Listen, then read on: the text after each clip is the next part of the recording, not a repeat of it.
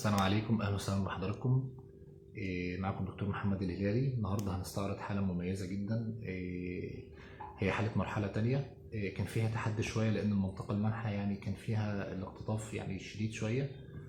هنستعرض مع حضراتكم شكل الحاله والخطه اللي احنا رسمناها والنتيجه اللي وصلنا لها الحمد لله.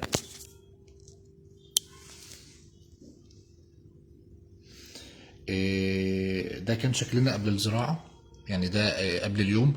هو عاملنا طبعا عامل مرحله اولى، خد الجزء الامامي واحنا خططنا ان احنا نجيب الجزء اللي ورا ده. طبعا المشكله عندنا كانت ان المنطقه المنحه يعني الاختطاف كان شديد شويه. يعني ده جانب، ده الجانب التاني. طبعا الموضوع في المنتصف كان يعني باين ان متأثرة جدا. الحمد لله تعالى احنا قدرنا نختطف 2500 جرافت ونوزعهم على مساحة الصلع، وده شكلنا بعد العملية. الحمد لله قدرنا نكثف الجزء اللي ورا يعني التزام للخطة بتاعتنا، وخدنا كمان تعديل خفيف كده لخط الجبهة بحيث انه يبقى شكله اكتر طبيعي ان شاء الله. ايه رأي حضرتك في اليوم؟ الحمد لله تمام.